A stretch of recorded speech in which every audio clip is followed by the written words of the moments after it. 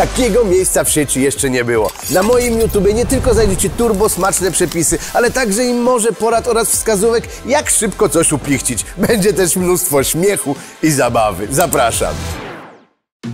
Hej głodomory, na pewno kojarzycie takie momenty z życia, kiedy wracacie do domu po dwutygodniowym urlopie. Otwieracie drzwi, cieszycie się, że za chwilę usiądziecie na kanapie, weźmiecie ciepły prysznic, a tu już od progu wasze dzieci krzyczą, co można zjeść. Normalnie wtedy wiem, wszystko w nas pęka, bo przecież można było zjeść po drodze do domu, ale nie, w domu najlepiej smakuje. I co w takiej sytuacji zrobić? W tym odcinku nie będzie gotowania, za to pokażę wam, jakie produkty zawsze powinniście mieć w domu, żeby was głód nie zaskoczył. Zacznijmy od lodówki. W niej powinno zostać jak najmniej produktów, jeżeli wyjeżdżacie na długi urlop. Ale są takie produkty, które mogą leżeć długo. Na przykład masło. Masło, wy wiecie, że jest najlepsze do smażenia, ale z masłem można też zrobić na szybko na przykład jakieś ciasto. Jajka z reguły mają dłuższy termin ważności niż 2 tygodnie, więc raczej nie zaskoczy was to, że będą zepsute. Jak wiecie, z jajek na szybko można zrobić omleta, jajecznicę lub dodać je do innych ciekawych dań. Jogurt i mleko. Te dwa produkty mają naprawdę spory termin ważności. Jogurt możecie wykorzystać nie tylko jako dodatek w postaci sosu, ale na przykład na śniadanie zrobić dzieciom szybki ajran lub napój, który dacie do szkoły. No a mleko? Data ważności 25 luty 2022 rok, czyli ważne jest jeszcze kilka miesięcy. Ser żółty to też produkt, który spokojnie może na was czekać w lodówce, aż wrócicie z urlopu. Można go użyć na kanapkę lub na przykład szybką zapiekankę. No i tofu, to dla tych, którzy nie lubią jeść mięsa, ale nie tylko. Tofu ma bardzo długą datę ważności i jest bardzo łatwe i szybkie w przygotowaniu na przeróżne sposoby. Gdy wyjeżdżam na dłuższy urlop, wiem, że tego się nie robi, ale zawsze do lodówki chowam ziemniaki oraz cebulę. Wtedy zachowują dłużej swoją świeżość. Z ziemniaków można zrobić w 3 sekundy pyszne placki, dodając do nich na przykład cebulę. No i czosnek. Bez niego w ogóle sobie nie wyobrażam kulinarnego życia. Niezależnie od tego, czy wyjeżdżam na pół roku, na rok, czy tylko na kilka dni z domu, to zawsze mam kilka główek. To na tyle, jeżeli chodzi o lodówkę. Teraz zajrzymy do zamrażalki. Tam są produkty, które mogą dużo dłużej czekać na wasz powrót z urlopu. Szuflada numer 1. Pieczywo. Mam zamrożony tutaj chleb baltonowski. Mój dziadek zawsze powtarzał, że on jest najlepszy do mrożenia, bo tylko on jest pokrojony w kromeczki. Dzięki temu możecie rozerwać folię i wyciągnąć na przykład tylko 2 kromki, a nie rozmrażać cały chleb. Z tego też powodu mam zawsze zamrożony chleb tostowy, bo on też jest pokrojony w kromkach.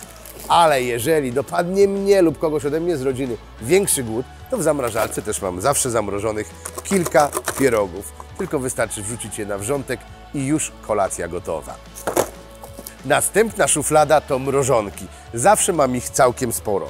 Od mrożonek warzywnych typu brokuł, kalafior czy warzywa na patelnię, które w każdej chwili można wrzucić po prostu na wrzątek, a później podać tylko polane oliwą czy na przykład rozpuszczonym masłem.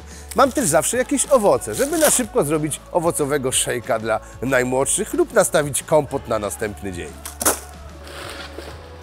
Każdy z nas na kolację lub na śniadanie lubi zjeść pyszną kanapeczkę. Skoro już rozmroziliśmy sobie kawałek pieczywa, to rozmroźmy też wędliny. I pamiętajcie, wędliny starajcie się zamrażać najlepiej po kilka plastrów, tak żeby nie wyciągnąć kilograma i nie czekać tygodnia, aż się rozmrozi, tylko takie kilka plastrów. One się rozmrożą dosłownie w 5-10 minut i będą gotowe do jedzenia. Na większy głód też zawsze jestem przygotowany i mam zamrożoną swoją ukochaną białą kiełbasę oraz kiełbasę zwykłą, która jest idealna do smażenia, na przykład z cebulą, o której już wcześniej mówiłem. I ciach, przenosimy się do mojej spiżarni, a w niej, jak widzicie, już jest całkiem bogato. U mnie w spiżarni zawsze musi być makaron i to najlepiej ten bezglutenowy. Mimo że nie jest to lokowanie produktów, to Barilla ma akurat najlepszy. Mam też zawsze kilka puszek, jak tuńczyk czy ciecierzyca, bo z tego można zrobić przepyszną, szybką sałatkę. Bułka tarta przyda się do pierogów, ale też na przykład do innych wyrobów. Pestki lub sezam, genialne do sałatki, też do placków ziemniaczanych. Zawsze mam też domowe przetwory, które jak powstają możecie zobaczyć w innym odcinku na moim kanale. Tu mam przecier pomidorowy, a tu przepyszne powidła śliwkowe. Suszony pomidor razem z olejem, umówmy się, ale to jest tak uniwersalny produkt. Można go dać do sałatki lub do makaronu. Miód. Uważam, że ma dużo lepsze zastosowanie od cukru. Przede wszystkim można go zjeść na przykład z jogurtem jako szybkie, proste śniadanie. Mąka, no wiecie, mąka zawsze musi być w domu. Zresztą mąka, ryż i makaron to chyba pierwsze produkty, które wszyscy Polacy wykupują, jak tylko słyszą, że nadciąga choćby wolny weekend. I tłuszcze. Mam masło, ale mam też olej.